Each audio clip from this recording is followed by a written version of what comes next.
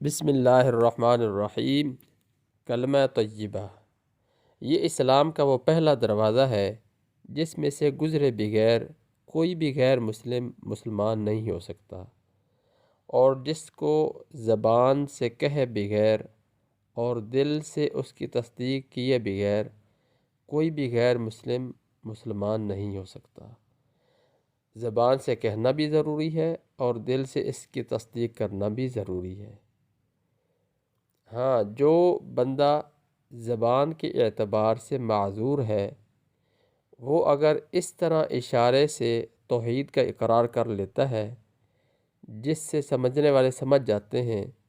کہ یہ اللہ کے ایک ہونے کی گواہی دے رہا ہے، تو اس کا ایمان معتبر ہوگا اور وہ اس کو مسلمانوں میں شمار کیا جائے گا۔ اور جو بندہ کلمہ طیبہ کو زبان سے تو ادا کرتا ہے لیکن دل سے اس کی تصدیق نہیں کرتا، تو اس کو مسلمان نہیں کہا جائے گا۔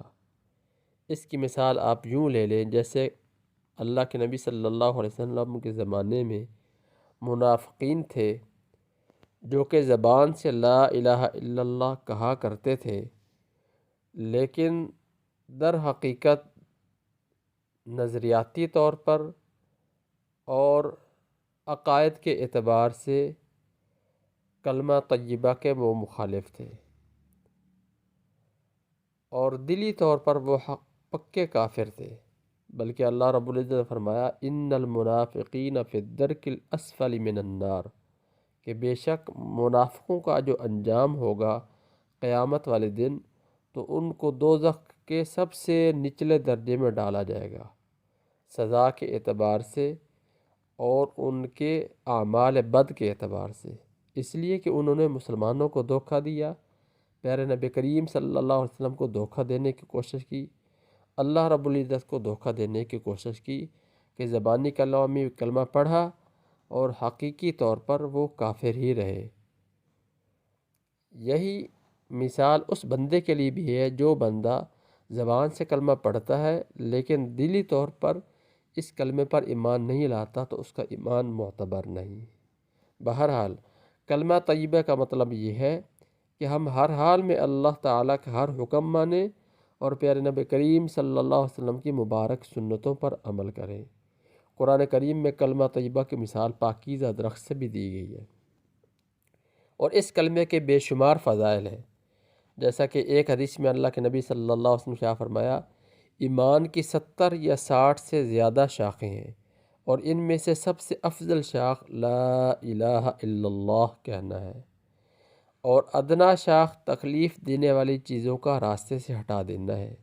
اور حیا ایمان کی ایک اہم شاخ ہے۔ یعنی سب سے افضل عمل اسلام میں، ایمان میں فرمایا کہ لا الہ الا اللہ کہنا ہے۔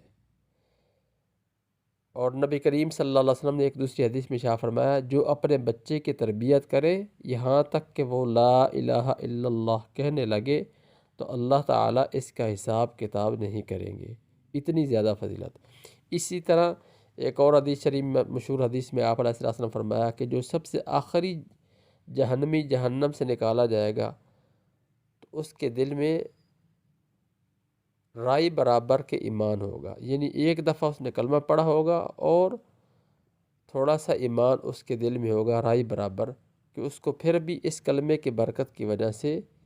جہنم سے نکال لیا جائے گا۔ یہ اس کلمے کے برکات اور اس کلمے کے فضائل ہیں، اور بہت سارے فضائل ہیں جو کہ